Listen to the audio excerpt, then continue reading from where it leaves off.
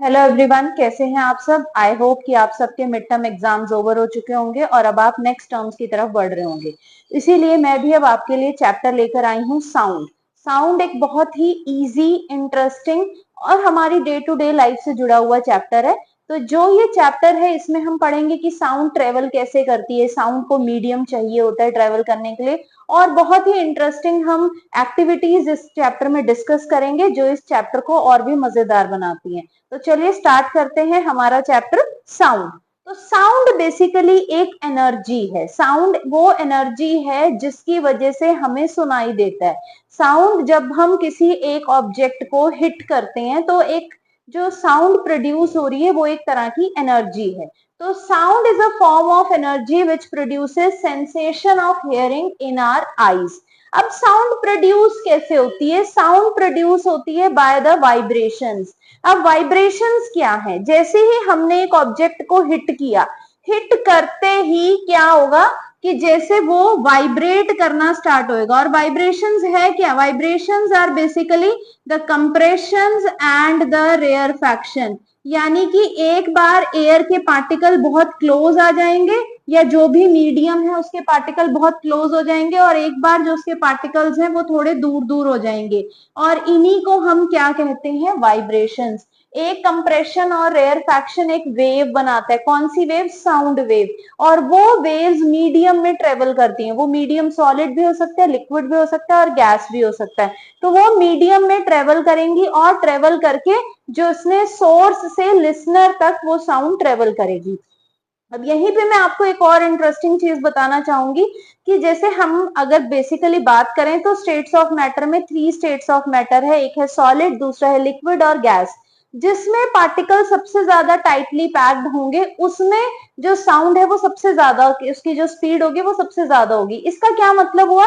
That the speed of sound is maximum in case of solid and least in case of liquid. आप क्या करें, अपना जैसे कान है आप ऐसे टेबल के ऊपर लगा लें। जब आप अपना कान टेबल के ऊपर लगाएंगे और साथ में अपने फ्रेंड से कहें कि आप उस टेबल को हिट करें, तो आप देखेंगे आवाज बहुत तेज आएगी। और वहीं आप नॉर्मल बैठ के उस टेबल को जब आप हिट करेंगे तो जो साउंड है वो कम आएगी। इसका क्या मतलब है? That the sound travel fastest in the solids. और लाइट के केस में ये कंसेप्ट उल्टा हो जाता है कि जो लाइट है it travel fastest in air. और भी मैं कहूँ तो वैक्यूम में जो एयर जहां पे नहीं होती वहां पे जो लाइट है वो सबसे ज्यादा स्पीड से ट्रेवल करेगी। और साउंड किस में सबसे ज्यादा स्पीड से ट्रेवल करेगी? In case of solids.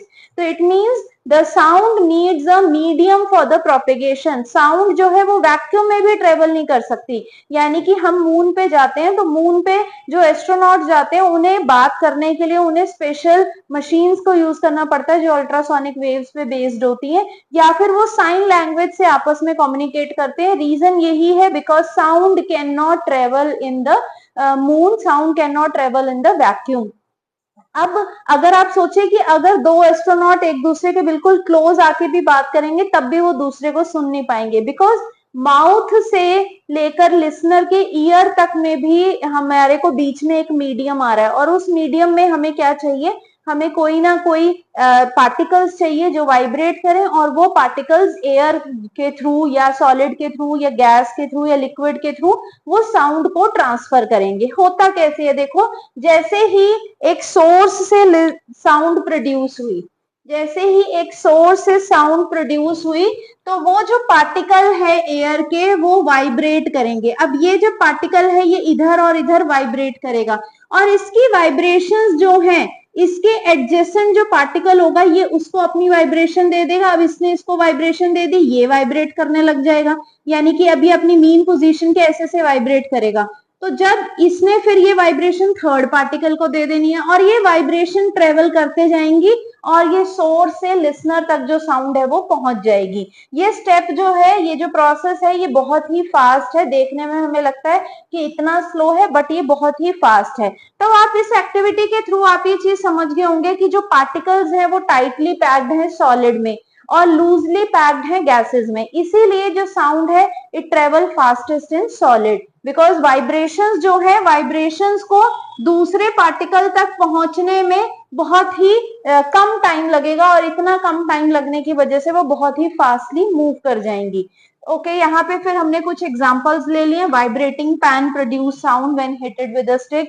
जितने भी हमारे म्यूजिकल इंस्ट्रूमेंट है, गिटार, सितार, है ना, they all are based on the vibrations. Then jal tarang. जल तरंग क्या होता है, हम पानी में इक्वल अलग अलग पानी के कंटेनर ले लें जिसमें वॉल्यूम जो हो पानी का वो अलग अलग हो, और वो जो वॉल्यूम है वो वॉल्यूम के अगर आप उसको हिट करेंगे, उस पानी कंटेनिंग जो कंटेनर है उसको जब आप हिट करेंगे तो हिट करने पे आप क्या पाएंगे कि वो जो है अलग अलग साउंड प्रोड्यूस कर रहा है। अब वेरियस म्यूजिकल इंस्ट्रूमेंट, या मैं कहूँ कि हाउ द अदर एनिमल्स और the other birds how they speak and what are the vibrating part in that organism। तो वीणा, सितार एंड गिटार, ये जो वीणा, सितार और गिटार है इनमें स्ट्रिंग है, इनमें से आपको 1 मार्क में क्वेश्चन आ सकता है। मैंने पूरी एक लिस्ट बना दी है। फ्लूट में एयर कॉलम, फ्लूट के अंदर जो छोटे छोटे होल्स होते हैं वो होल्स में एयर कॉलम जो है वो वाइब्रेट करेगा which produces the sound. Tabla में वाइब्रेटिंग मेम्ब्रेन। जल तरंग में water is the source of sound. In humans and the animals, animals like जैसे डॉग, कैट, जिनकी एक अपनी करेक्टरिस्टिक साउंड है, जैसे डॉग बार्क्स, कैट म्यू, तो वो जो साउंड है that is produced by the presence of the vocal cords. Vocal cord को और डिटेल में मैं भी आपके साथ शेयर करूंगी। मॉस्किटोज और bees, they do not produce sound through the vocal cord. उनके जो मेम्ब्रेन्स होती हैं, विंग्स होते हैं, वही वाइब्रेट करते हैं और उनकी वाइब्रेशन ऑफ विंग्स होती है जिन्हें हम सुनते हैं। जो आपको वो की वो जो साउंड आती है जब कोई मॉस्किटो या कोई बी हमारे पास से जा रही होती है। स्पीकर और रेडियो में thin cone of the speaker vibrate. जो थिन कोन है स्पीकर का वो वाइब्रेट करता है जिसकी वजह से साउंड प्रोड्यूस होती है। बर्ड्स के केस में थोड़ा सा अलग है। बर्ड्स में सिरिंग्स है, that is the ring of cartilage. Cartilaginous tissue present है जो कि वाइब्रेट करेगा एंड साउंड प्रोड्यूस करेगा। इनमें से आपको 1 मार्क में क्वेश्चन आना ही आना है, तो अच्छे से लर्न करके जाइएगा।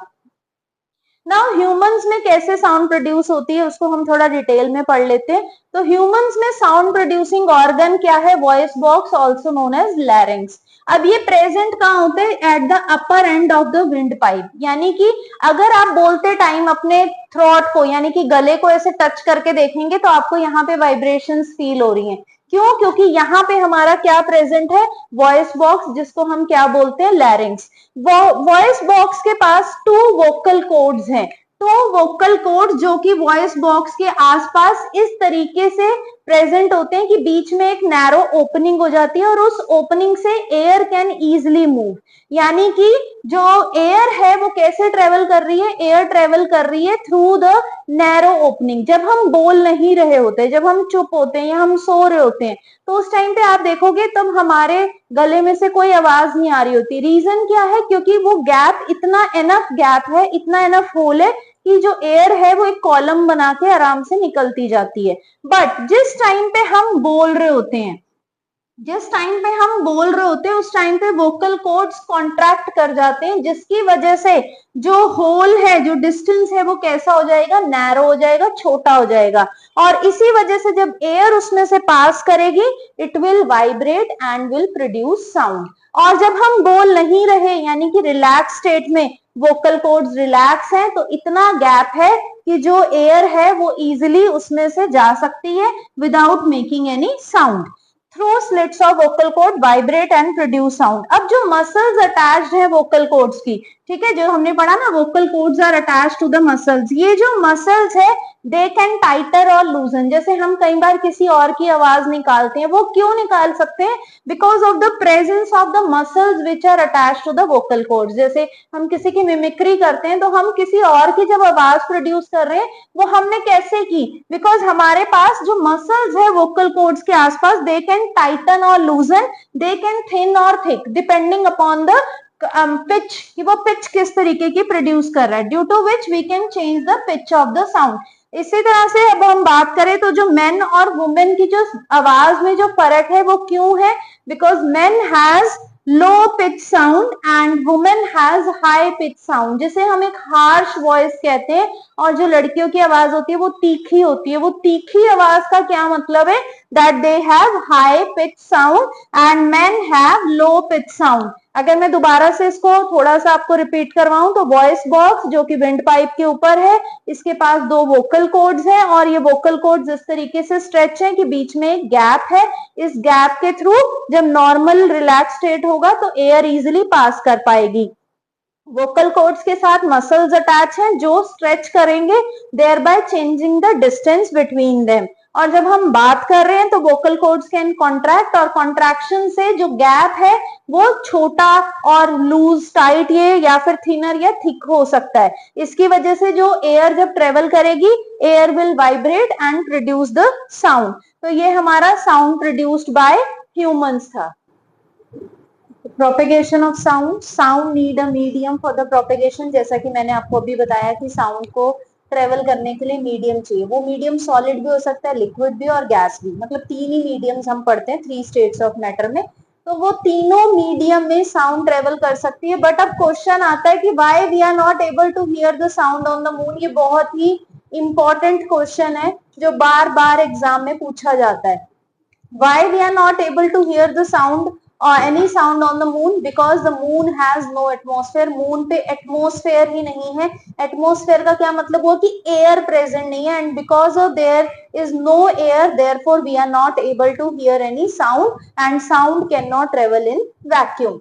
Why we are not able to hear any explosion and noises taking place in the outer space? अब यानी कि अगर हम कहें कि जो हमारे अर्थ का जो एटमॉस्फेयर है जिसमें हम बात कर सकते हैं, बिकॉज साउंड ट्रेवल कर सकती है, अगर उससे थोड़ा सा ऊपर भी अगर कुछ एक्सप्लोशंस या जैसे आपको पता है कि मेट्रॉइड्स जो है वो कॉन्टिन्यूसली हिट करते रहते हैं, तो हमें उनकी आवाजें क्यों नहीं आती? Because the earth atmosphere extend to a height of near by 200 kilometre. 200 kilometre तक ही अर्थ का एटमॉस्फेयर है और उसके बाद अर्थ में एटमॉस्फेयर नहीं है। यानी कि जो गैसेस का ब्लैंकेट है अर्थ के आसपास वो सिर्फ 200 किलोमीटर तक ही है। उसके बाहर अगर हम चले जाते हैं तो वहां पे गैसेस का जो ब्लैंकेट है वो नहीं है।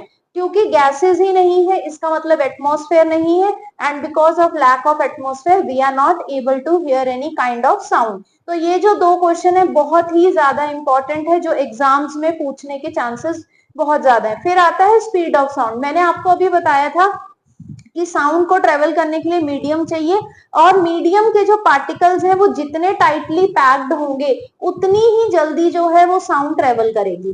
तो सबसे ज्यादा टाइटली पैकिंग किस में होती है? सॉलिड्स में। इसीलिए जो सॉलिड है उसमें स्पीड ऑफ साउंड भी सबसे ज्यादा है। जैसे आप देखिए स्टील, स्टील में स्पीड ऑफ साउंड कितनी है? 6000 मीटर पर सेकेंड, 6000 मीटर पर सेकेंड की स्पीड से साउंड ट्रेवल करती है। और वहीं अगर हम वाटर में देखें, वाटर यानी कि लिक्विड, लिक्विड में जो पैकिंग है मटेरियल की, लिक्विड में जो पैकिंग है मैटर की, वो लूजली है as compare to the solid. इसीलिए जो स्पीड ऑफ साउंड है वो कितनी है? 1500 मीटर पर सेकेंड। और एयर में तो जो पार्टिकल होते हैं वो लूजली पैक्ड होते हैं, और वो इतने ज्यादा लूजली पैक्ड हैं कि इसी वजह से जो एयर यानी कि गैस में जो स्पीड ऑफ साउंड है दैट इज 330 मीटर पर सेकेंड।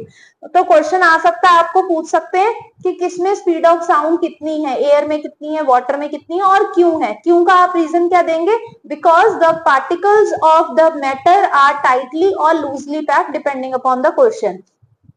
ये क्वेश्चन बहुत ही पेट क्वेश्चन है टीचर्स का, ये पूछते ही पूछते हैं उन्होंने, ये एग्जाम में आपको डालना ही डालना है। The thundering sounds are often always heard a little after the flash of lightning। कि मतलब कि हमें लाइट तो हमें पहले दिख जाती है, जब भी थंडर स्टॉर्म हो रहे होते हैं तो हमें लाइटनिंग पहले नजर आ जाती है, आवाज हमें बाद में क्यों आती है?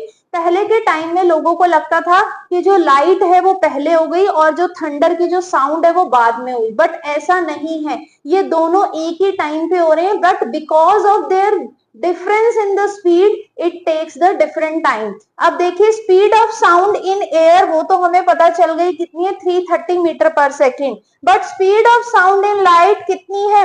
3 स्पीड ऑफ लाइट कितनी है? 3 इंटू 10⁸ मीटर पर सेकेंड। तो लाइट की स्पीड कितनी है? 3 लाख किलोमीटर पर सेकेंड, यानी कि एक सेकेंड में 3 लाख किलोमीटर का जो डिस्टेंस है वो ट्रेवल करती है। तो इसी वजह से जो लाइटनिंग है वो हमें पहले दिखाई दे जाती है और जो साउंड है वो हमें लेट सुनाई देती है। ये तीनों क्वेश्चंस में से एक क्वेश्चन आपके टेस्ट पेपर में आपको जरूर नजर आएगा। देन ऑडिबल और इनऑडिबल साउंड। ऑडिबल साउंड वो साउंड होती है जो हमें सुनाई देती है, ऑल्दो हर जो बॉडी साउंड प्रोड्यूस कर रही है वो वाइब्रेट करेगी ही करेगी, यानी कि वो चाहे वो बर्ड्स के विंग्स हैं, चाहे वो एक मेटल कंटेनर है, जो भी साउंड प्रोड्यूस कर रहा है उसने वाइब्रेशन जरूर प्रोड्यूस करनी है। बट कुछ वाइब्रेशंस ऐसी होती हैं जिसे हम ह्यूमंस नहीं सुन सकते, जिसे हम नहीं सुन सकते उसे हम क्या बोलते हैं, इनऑडिबल रेंज। और जिन वाइब्रेशंस को यानी कि जिन साउंड्स को हम सुन सकते हैं, चाहे फिबल यानी कि चाहे वीक ही क्यों ना सुन पा रहे हो, उसे हम क्या बोलते हैं, ऑडिबल रेंज। और ह्यूमंस की audible range very very important, 20 hertz, hertz is a unit of the frequency, 20 hertz to 20,000 hertz ही सिर्फ हमारी ऑडिबल रेंज है। ना हम 20 हर्ट्स से नीचे का सुन सकते हैं, ना हम 20,000 हर्ट्स से ऊपर की साउंड को सुन सकते हैं। तो 20 हर्ट्स से जो नीचे की साउंड है, लेस देन 20 हर्ट्स की जो साउंड है, उसे हम क्या बोलते हैं, infrasonic sound. And above 20,000 hertz की जो साउंड है, that is called ultrasonic sound. Infrasonic sounds को कौन कौन से जो एनिमल्स हैं वो प्रोड्यूस कर सकते हैं, very very important, they can ask you name 2 animals which can produce the infrasonic sound, whales and elephant. These two animals, they communicate with their partners while producing the infrasonic sound. और ultrasonic sound कौन produce कर सकते हैं, dolphin, bats and porpoise, these are the animals, they can produce the ultrasonic sound. सिर्फ production की ही बात नहीं है, कुछ एनिमल्स ऐसे भी हैं जो इन वेव्स को सुन सकते हैं, जैसे कि डॉग्स प्रोड्यूस नहीं करते ultrasonic sound but they can hear. और इसी वजह से डॉग्स को अगर कभी अर्थक्वेक वगैरह आने वाला होता है या कोई और कुछ होने वाला होता है तो उन्हें वो सुनाई दे जाता है। और अर्थक्वेक की जो साउंड फ्रीक्वेंसीज है, they are called the infrasonic sound. Ultrasonic sound को हम अल्ट्रासाउंड स्कैन में यूज करते हैं, अल्ट्रासोनोग्राफी जिसे हम यूएसजी भी हम शॉर्ट फॉर्म में कहते हैं। इससे जरिए हम जैसे जो भी अगर कोई हमारे एबनॉर्मलिटी हो जाती है, एब्डोमेन रीजन में हमारे को पेन है, तो डॉक्टर सबसे पहले अल्ट्रासोनोग्राफी करवाने को कहता है। तो यहाँ पे अल्ट्रासाउंड वेव्स को हम यूज करते हैं to take the image of the organs of the body. इसके साथ साथ जो फीटस, जो अनबॉर्न बेबी है, प्रेगनेंसी के टाइम पे जो अनबॉर्न बेबी है, उसकी ग्रोथ, डेवलपमेंट या कोई अबनॉर्मलिटी तो नहीं है उसमें, ये सब चेक करने के लिए भी डॉक्टर क्या रिकमेंड करते हैं, दैट इज अल्ट्रासोनोग्राफी। तो this is the difference between infrasonic and ultrasonic sound. Question में आपको डिफरेंस भी पूछ सकते हैं, आपको रेंज पूछ सकते हैं कि इंफ्रासोनिक साउंड कौन सी होती है, that is less than 20 hertz. Ultrasonic sound की क्या है, दैट इज अबव 20,000 हर्ट्ज। कौन प्रोड्यूस कर सकता है, कहां हम उस साउंड को यूज कर रहे हैं। Then come the difference of noise and music.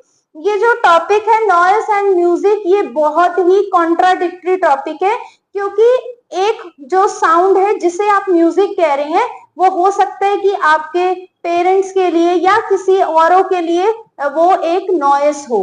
क्या मतलब है मेरा, कि जैसे अगर आप एक बहुत ज्यादा हाई वॉल्यूम पे आप गाने सुन रहे हैं, तो कई बार क्या होता है, पेरेंट्स क्या कहते हैं कि वॉल्यूम कम कर लो, इतना शोर क्यों मचाया हुआ है। तो यानी कि आपके लिए वो नॉइस है, आपके लिए सॉरी वो म्यूजिक है, बट आपके पेरेंट्स के लिए वो क्या हो गया, नॉइस। तो नॉइस और म्यूजिक एक बड़ा ही कॉन्ट्राडिक्टरी सी टर्म है, जिसको हम एक के लिए नॉइस तो दूसरे के लिए म्यूजिक। जो बड़े बुजुर्ग लोग हैं जिनको सुनने में प्रॉब्लम होती है, या मैं कहूँ जो बीमार होते हैं, आप ही अगर बीमार हो जाए तो वही म्यूजिक आपको नॉइस लगने लगेगा। तो the difference between the two is very narrow, इनके बीच में हमें डिफरेंशिएट करना बहुत ही मुश्किल हो जाता है। बट अगर हम डिफरेंस के पॉइंट ऑफ व्यू से कहें, हम अपने सिलेबस के पॉइंट ऑफ व्यू से कहें, तो इनके बीच में डिफरेंस क्या है, चलिए देखते हैं। नॉइस क्या है, अनप्लीजेंट साउंड। कोई भी साउंड जो हमें अच्छी नहीं लग रही उसे हम नॉइस कहते हैं, और कोई भी साउंड जो हमें अच्छी लग रही है, that mean it pleases us, that is called the music. अब जो नॉइस है, जिसे हम नॉइस, हमारा ब्रेन जिसे नॉइस कह रहा होता है, उसकी जो पैटर्न्स कैसी हैं, साउंड वेव्स ट्रेवल कैसी कर रही हैं, उसकी जो साउंड वेव्स होंगी वो बहुत ही इररेगुलर वे में होंगी, और जो म्यूजिक होगा, म्यूजिक की जो साउंड वेव्स होंगी वो रेगुलर होंगी, एक पैटर्न को वो फॉलो कर रही होंगी। अब नॉइस जनरली प्रोड्यूस कहां से होता है, that is like the honking of sound, कभी कभी हमें अलार्म जो है वो भी हमें नॉइसी लगता है। और म्यूजिक कैसे, कोई भी म्यूजिकल इंस्ट्रूमेंट जैसे कि गिटार, सितार, तो इन पे जो साउंड प्रोड्यूस हो रही है that is called the music, whereas the sound of any kind of horns or other things is called the noise. Now we will do about the structure of the human ear. Ear consists of three parts: the outer ear, the middle ear and the inner ear. Ear के तीन parts हैं, कौन कौन से हैं? outer ear है, middle ear है और inner ear है। आउटर ईयर वो ईयर का वो पार्ट है जो हमें विजिबल होता है, जब हम अपने कान को जो देख रहे हैं, तो ये जो पार्ट है जो हमारे ईयर का that is called the pinna. Pinna is meant so that it can collect the sound waves. Pinna की शेप नेचर ने इस तरीके से बनाई है कि ये अपने आसपास की सराउंडिंग की जितनी साउंड वेव्स इसको मिल सके ये उसे कलेक्ट कर सके। Then come the ear canal. Ear canal क्या करती है? उस साउंड वेव्स को एम्पलीफाई करके ईयर ड्रम तक पहुंचाती है। अब एम्पलीफाई का क्या मतलब हुआ? जैसे जो साउंड वेव्स यहाँ पे आई, उन साउंड वेव्स जब वो टकराएंगी तो वो हाई फ्रीक्वेंसी की हो जाएंगी और उसको टकरा के जब वो ईयर ड्रम से टकराएंगी तो जो वो साउंड है वो क्लियरली हमें सुनाई देगी, यानी कि हमारा जो ब्रेन है वो उसको क्लियरली इंटरप्रेट कर पाएगा। तो ये था हमारा आउटर ईयर। अब जो साउंड वेव्स है कहाँ चली जाएंगी? मिडल ईयर में। Middle ear consist of three bones: Malus, incus and steps. Malus, इंकर और स्टेप्स, ये वो जो थ्री बोन्स हैं ये साउंड वेव्स को ट्रांसमिट करेगी from the outer ear to inner ear. यानी कि जो मिडल ईयर है उसका काम होता है कि आउटर ईयर को इनर ईयर से कनेक्ट करना। और जो स्टेप्स है that is the smallest bone in the body. हमसे क्वेश्चन कई बार कॉम्पिटिटिव एग्जाम्स में पूछ लेते हैं कि हमारे बॉडी की सबसे छोटी बोन कौन सी है, तो सबसे छोटी बोन है स्टेप्स। तो मेलस, इंकर एंड द स्टेप्स, ये तीनों बोन्स जो है उस साउंड वेव्स को प्रोपेगेट कर रही है, यानी कि बाहर से जो आई उनको ट्रांसमिट कर देंगी मिडल ईयर से। अब वो कहाँ चला जाएगा? इनर ईयर में। इनर ईयर में आगे ये आप देख रहे हैं ये स्नेल की तरह स्ट्रक्चर है, जैसे स्नेल के ऊपर ये एक स्ट्रक्चर होता है, इसे हम क्या बोलते हैं? कॉक्लिया। इन कॉक्लिया में साउंड वेव्स जब ट्रेवल करेंगी तो यहाँ पे उन्हें कौन मिलेगा? Auditory nerves. ऑडिटरी नर्व्स वो नर्व्स है जो उन्हें कलेक्ट करेंगी साउंड वेव्स को और उनको ब्रेन को मैसेज देगी कि हमने क्या वाइब्रेशंस को फील किया। क्योंकि sound, what is sound? Sound is actually the vibration. It is the two and fro motion of an object, यानी कि एक ऑब्जेक्ट का अपने एक्सिस के अराउंड ऐसे ऐसे झूमना। जैसे अगर मैं अभी ऐसे स्टिल खड़ी हूं तो ये मेरी रेस्टिंग पोजीशन है, अगर मैं ऐसे ऐसे घूम रही हूँ तो ये मेरी वाइब्रेटरी मोशन होगा जिसे मैं अपने एक्सिस पे कर रही हूँ। यानी कि टू एंड फ्रो, एक पॉइंट से शुरू होके दूसरे पॉइंट तक जाना, फिर दूसरे पॉइंट तक आना और मीन पोजीशन पे आ जाना। तो ये जो वाइब्रेशंस हैं जब ये इनर ईयर पे पहुंचेंगे इन्हें कौन ले जाएगा? Auditory nerves, and it will be sent to the brain. Auditory nerve से कहां जाएंगे? It will be sent to the brain and brain will interpret these waves. Brain इनको इंटरप्रेट करेगा और हमें मैसेज देगा कि what we have to do, मतलब जो हमने सुना उसके अकॉर्डिंगली अब हमें क्या से रिस्पॉन्ड करना है। तो वो हमें सिग्नल कहाँ से आएंगे? ब्रेन से आएंगे। तो अगर आपसे क्वेश्चन आ जाता है कि साउंड वेव्स कैसे कैसे ट्रेवल कर रही हैं, तो सबसे पहला क्या आएगा? Pinna. Number 2 ear canal. Number 3 ear drum. Number 4 malus, incus and stapes, the three bones present in the middle ear. Then the cochlear canal, then auditory nerves. Auditory nerves send these impulse to the brain. Brain will interpret and inform us. अब इसके अलावा मैंने एक ये passage बनाया हुआ है जिसको हम बोलते हैं यूस्टेकियन ट्यूब। ये वो ट्यूब है अगर कभी भी साउंड वेव्स बहुत ज्यादा हाई अमाउंट में आ जाती हैं, यानी कि उनकी फ्रीक्वेंसी इतनी ज्यादा हाई होती है कि वो हमारे ईयर के इनर ईयर को डैमेज कर सकती है, तो नेचर ने उस चीज से कंपनसेट करने के लिए हमें एक ट्यूब दी है जिसका नाम है यूस्टेकियन ट्यूब। ये ट्यूब एक्सेस ऑफ जो वाइब्रेशंस है उसको हमारे डाइजेस्टिव ट्रैक्ट की तरफ बेंड कर देंगी ताकि इनर ईयर बच जाए और साउंड वेव जो है ये थ्रोट रीजन से होते हुए, गले से होते हुए हमारे डाइजेस्टिव ट्रैक में चली जाएंगी और वहां इनका ना तो कोई नुकसान है ना ही कोई फायदा। तो ये just to act as a connecting link between the nose, ear and the throat. तो ये उन तीनों के बीच में एक कनेक्टिंग लिंक का काम करेगा। तो आई होप आपको structure of human ear clear हो गया होगा। अब हम करेंगे कुछ important terms which are related to the sound जब हम एक फ्रीक्वेंसी ऑसिलेशंस की बात करते हैं या वाइब्रेशंस की बात करते हैं, तो उससे रिलेटेड हमें कुछ टर्म्स आती हैं। उन टर्म्स को मैं आपको इस मेटल बॉब और थ्रेड, यानी कि ये पूरा स्ट्रक्चर क्या है, पेंडुलम। पेंडुलम में जो ये लोअर पार्ट होता है इसे हम बोलते हैं मेटल बॉब। ये एक मेटल की एक सर्कुलर स्ट्रक्चर है which is called a Bob, और इसको हम एक थ्रेड के साथ ज्वाइन किया होता है। जनरली हम ऊपर से इसकी सपोर्ट को टाई कर सकते हैं, बट अभी मैं फॉर द टाइमिंग के लिए आपको मैं ऐसे ही इसको दिखाऊंगी। अब जब ये मेटल बॉब रेस्ट पे है, यानी कि अभी ये वाइब्रेट नहीं कर रहा, तो इसे हम क्या बोलेंगे, इसकी मीन पोजीशन। तो what is mean position? Mean position is the when metal Bob is at rest, यानी कि जो पार्टिकल है वो अभी मोशन में नहीं है। तो जब भी पार्टिकल मोशन में नहीं होता तो हम उसे क्या बोलते हैं, मीन पोजीशन पे है। अब अगर मैंने इसको डिस्टर्ब कर दिया, डिस्टर्ब करने का मतलब मैं इसको मीन पोजीशन से दूर ले आई हूं, और इस पॉइंट पे मैं जितनी दूर इसको लेके आ रही हूँ ये क्या कहलाएगी, इसकी एक्सट्रीम पोजीशन। इस एंड पे ये क्या कहलाएगी, इसकी एक्सट्रीम पोजीशन, और ये सेंट्रल पॉइंट पे क्या कहलाएगी, मीन पोजीशन। तो एक्सट्रीम पोजीशन वो पोजीशन है जहां पे वो मैक्सिमम जितनी वो डिस्प्लेस हो सकता है। तो मीन से जब मैंने एक्सट्रीम पे ले जाके उसको छोड़ दिया, तो आप क्या देख रहे हो, इट स्टार्ट मूविंग, और ये जितना, यानी कि यहां से अगर मैंने छोड़ा और ये वापस जब आ गया, तो इसने जो डिस्टेंस ट्रेवल किया उसे हम क्या बोलेंगे, एम्पलीट्यूड। तो यानी कि एक पॉइंट से लेके वापस उसी पॉइंट तक जब वो पहुंच जाएगा, that is called the amplitude. उसके बाद क्या आता है, टाइम पीरियड। टाइम पीरियड क्या होता है, the time taken to complete one oscillation. One oscillation means one extreme position से मीन पोजीशन पे, then extreme, then again mean and again extreme. तो जिस पोजीशन से आप उसको स्टार्ट कर रहे हैं, जब वो उसी पोजीशन पे आके रुक जाए तो उसमें कितना टाइम लगा, that is called the time period. यानी कि यहां से वहां गया और वापस यहाँ आया, आप इसको टाइमर लगा के नोट करेंगे तो आप देखेंगे कितना टाइम उसको लगा। जितना टाइम लगा that is called the time period. तो इसको हम सेकंड्स में कैलकुलेट करते हैं। तो हमने अभी तक 3-4 टर्म्स कर लिए। सबसे पहले mean position, the when the metal bob is at rest then it is called at the mean position. Amplitude, the maximum displacement, कितना वो डिस्प्लेस हुआ अपनी मीन पोजीशन से, उसे हम क्या कहेंगे, उसका एम्पलीट्यूड, और it is measured in the metre. अब ये देखिए, तो ये कितना ज्यादा डिस्प्लेस हो सकता है, ये इतना भी हो सकता है ना, ये इतना भी हो सकता है। तो जितना ज्यादा एक ऑब्जेक्ट का एम्पलीट्यूड होगा, जितना ज्यादा उसकी ऑसिलेशन का एम्पलीट्यूड होगा, उतनी ज्यादा वो साउंड कैसी होगी, लाउड होगी। यानी कि एक ऑब्जेक्ट जितना ज्यादा डिस्टेंस ट्रेवल कर रहा है अपनी एक पोजीशन से दूसरी पोजीशन तक जाके वापस वहीं तक आने में, उतनी ही ज्यादा वो साउंड लाउडर होगी।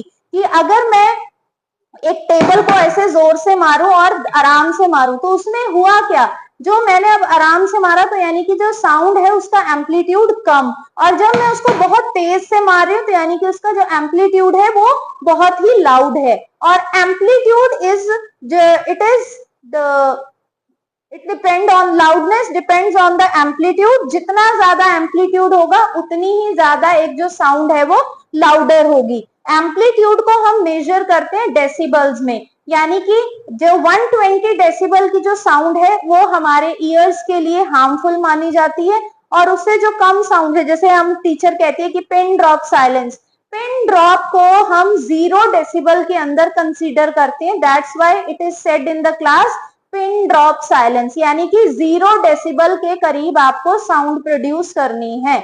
तो 0 decibel is the pin drop. और इसके अलावा बर्ड्स की चर्पिंग की अपनी डेसिबल्स हैं, जैसे एक जेट अगर क्रॉस कर रहा है तो दैट हैव अराउंड 100 डेसिबल्स। अगर वो बहुत ज्यादा क्लोज होगा that can damage our ears also, तो हमारे कानों को भी उससे खतरा हो सकता है। Then come the last term, that is the frequency. अब अगर मैं इस मेटल बॉब को एक पॉइंट से डिस्प्लेस करती हूँ और वो डिस्प्लेस होता जा रहा है, एक सेकंड में आपने देखना है उसने कितनी वाइब्रेशंस कंप्लीट की। एक सेकंड का टाइम आप लगा देंगे और आप काउंट करेंगे कि इसने कितनी वाइब्रेशंस कंप्लीट की, उसे हम उसकी फ्रीक्वेंसी कहेंगे। जैसे अगर मैं यहाँ पे, अगर अभी मेरे पास फोन नहीं है, क्लॉक नहीं है, वरना मैं आपको दिखाती। तो जैसे अगर मान लो इसने 20 वाइब्रेशंस कंप्लीट की, तो 20 जो वाइब्रेशंस इसने कंप्लीट की, इट मींस जो इसकी फ्रीक्वेंसी है वो कितनी हो गई, 20. The number of vibration made by an object in 1 second. एक सेकेंड में इसने कितनी वाइब्रेशंस की, उसे हम क्या कहेंगे, उसकी फ्रीक्वेंसी. और फ्रीक्वेंसी को मेजर किया जाता है हर्ट्स में. हर्ट्स में हम फ्रीक्वेंसी को मेजर करते हैं. जैसे अभी हमने पढ़ा था ऑडिबल और इनऑडिबल रेंज, तो जो ऑडिबल रेंज थी वो कितनी थी, 20 हर्ट्स से 20,000 हर्ट्स. तो वो हर्ट्स क्या है, दैट इज द फ्रीक्वेंसी. यानी कि एक साउंड वेव अगर 20 टाइम्स मूव कर रही है इन 1 सेकेंड, तो वो भी हम सुन सकते हैं. और अगर वो 20,000 उसने वाइब्रेशंस कंप्लीट कर लिए विद इन 1 सेकेंड, तो वो भी हमें वाइब्रेशंस जो है वो सुनाई देंगी. ऑल्दो एक जो होगी बहुत ही फिबल साउंड होगी और जो दूसरी होगी वो लाउड होगी. एक बड़ी सॉफ्ट साउंड होगी यानी कि, और एक बहुत ज्यादा लाउड साउंड होगी. देन पिच और श्रिलनेस. पिच जो है वो डिपेंड करती है फ्रीक्वेंसी पे. पिच जो है वो डिपेंड करती है किस पे, फ्रीक्वेंसी पे. जैसे आप क्लास में अगर आप नोटिस करें तो बॉयज और गर्ल्स की जो आवाज होती है, अगर बॉयज बिल्कुल हल्का सा विस्पर भी करते हैं तब भी वो बहुत ही लाउडली सुनाई देता है. उसके पीछे जो रीजन है वो ये है कि जो बॉयज है उनकी जो आवाज है वो लो पिच है, because the boys produce low pitch sound, और जो गर्ल्स हैं उनकी हाई पिच साउंड होती है. अब ये पिच की वेरिएशन क्यों है, हमने पढ़ा था कि जो वोकल कॉर्ड्स के साथ जो मसल्स अटैच्ड हैं, वो मसल्स यहाँ पे वो कितना ज्यादा थिन हो सकती है या कितना ज्यादा थिक हो सकती है, जिससे कि एयर की क्वांटिटी कितनी एंटर करेगी उस होल से वो वेरी करेगा और इसी वजह से ये चेंजेस आएंगे.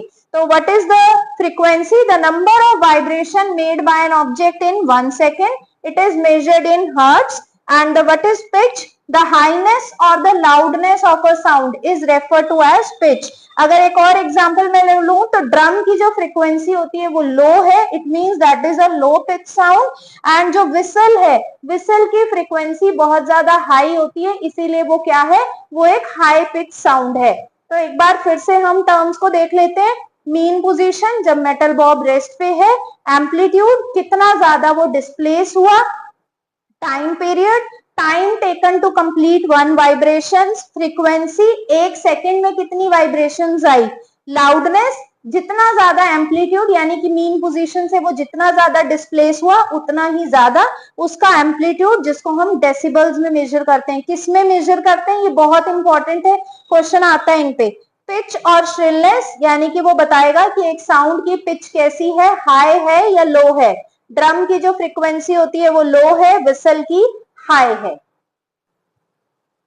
नेक्स्ट टॉपिक है हमारा नॉइज पोल्यूशन. नॉइज पोल्यूशन क्या होता है, प्रेजेंस ऑफ अनवांटेड, अनप्लीजेंट और लाउड साउंड. वो साउंड जो हमें प्लीज नहीं कर रही, हमें सुनने में अच्छी नहीं लग रही, वो हमारे लिए नॉइज है. और अगर वो नॉइज परसिस्टेंट रहे तो उसे हम क्या कहेंगे, नॉइज पोल्यूशन. तो नॉइज पोल्यूशन के 2 सोर्सेज हैं, आउटसाइड होम और इनसाइड होम. हमारे घर में भी बहुत सारे ऐसे सोर्सेज हैं जिसकी वजह से नॉइज पोल्यूशन होता है. तो आप भी सोच के देखिएगा कौन कौन सी चीजें आपके घर में जो नॉइज पोल्यूशन कर रही हैं. ठीक है, तो यहाँ पे नॉइज ऑफ अप्लायंस, हमारे घरों में वॉशिंग मशीन, जो और भी अप्लायंसेस हैं वो बहुत ही ज्यादा आवाज करते हैं जिसकी वजह से पॉल्यूशन होता है. कई बार हम जब रेस्ट कर रहे होते हैं, even the tickling sound of the clock also confuses us और also leads to the noise pollution. Cooler की जो आवाज होती है या कई बार फैंस की, अगर हम उसको प्रॉपरली रिपेयर ना करवाएं, और कई बार इवन एसी भी, जिनके विंडो एसीज होते हैं वो भी अगर आप उनको प्रॉपरली आप सर्विस ना करवाएं तो वो भी जो साउंड प्रोड्यूस कर रहे हैं उसे हम क्या कहते हैं, noise, and it leads to the noise pollution. Outside homes की अगर हम बात करें, घरों से बाहर ब्लोइंग ऑफ हॉर्न्स, यानी कि जो बाहर हॉर्न्स बज रहे हैं फायर क्रैकर्स की वजह से, जो डॉग्स बार्क कर रहे हैं एनिमल्स में, लाउड स्पीकर जो मंदिरों वगैरह में चलते हैं उनकी वजह से, और इवन की जो कंस्ट्रक्शन साइट्स पे कितनी ज्यादा साउंड होती है, तो that are the sources of the noise pollution outside the home. अब कॉन्सिक्वेंसेस क्या है, अगर हम इस नॉइज पोल्यूशन में ज्यादा टाइम स्पेंड करते हैं तो उससे होगा क्या. सबसे पहला तो बहुत ही ज्यादा कॉमन जो है, that will damage to our ears. Number 2, हमें हेल्थ रिलेटेड प्रॉब्लम्स होंगे, जैसे कि headache, hypertension, anxiety and tension, confusion. ठीक है, और हमें बात बात पे गुस्सा आना, चिड़चिड़ापन, इमोशनल बिहेवियर में चेंजेस आना, that all are the consequences of noise pollution. Measures, अब आप इस नॉइज पोल्यूशन को कम कैसे कर सकते हो? सबसे पहले तो एक साइलेंसिंग डिवाइस, जैसे हमारे व्हीकल्स में साइलेंसर लगा होता है, ऐसे अगर आप एयरक्राफ्ट्स में भी साइलेंसर अगर हम लगा दे तो वो भी जो पॉल्यूशन है वो उसको हम कुछ हद तक कम कर सकते हैं। हॉकिंग वाइल ड्राइविंग को अगर आप कम करें, कम से कम हॉर्न को यूज करें, जब नेसेसरी हो तभी हॉर्न को यूज करें, अदरवाइज मत यूज करें। Tree plantation, why so tree plantation? Because trees are considered as a good absorber of the sound waves को ट्री जो है वो एब्जॉर्ब कर लेगा, तो जिसकी वजह से नॉइज पोल्यूशन कम होगा। और गैजेट्स को ज्यादा लाउडली ना चलाएं, टीवी रेडियो जो, अगर आप कोई गेम खेल रहे हैं तो उसको लाउडली ना चलाएं। और सबसे जो इजी वे है कि जहां पे भी नॉइज पोल्यूशन हो रहा है उस जगह से आप अपने आप को आइसोलेट कर लें, उस जगह से दूर चले जाएं, तो ये सबसे इजीएस्ट वे है to stay away from the noise pollution, जिससे आप लिमिट कर सकते हैं, यानी कि अपने आप को नॉइज पोल्यूशन से बचा सकते हैं। देन हियरिंग इम्पेयरमेंट क्या होता है?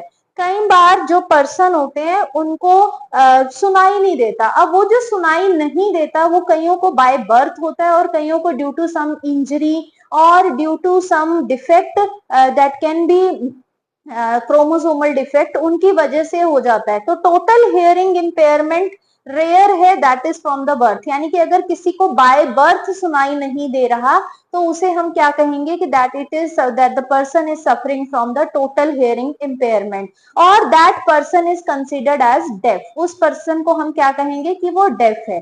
Then come the partial hearing impairment, वो किसी डिजीज की वजह से भी हो सकती है या इंजरी की वजह से हो सकती है या एज की वजह से, जैसे हमारे बड़े बुजुर्गों को कुछ एज के बाद सुनना कम हो जाता है, तो that is called the partial hearing impairment.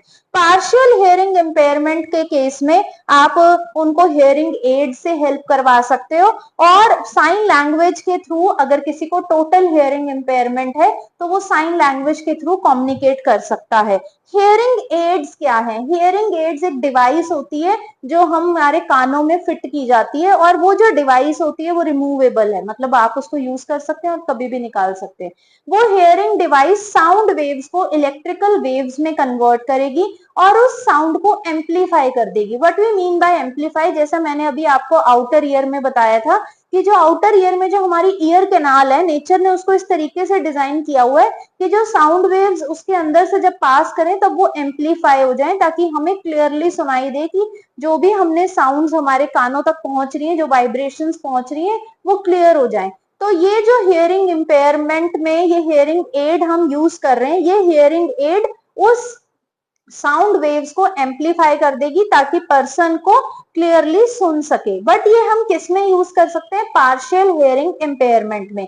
अगर किसी को टोटल हियरिंग इम्पेयरमेंट है तो उसके केस में तो उसे साइन लैंग्वेज के थ्रू भी कम्युनिकेट करना पड़ेगा, यही एक ऑप्शन है। तो by this I have completed the chapter sound.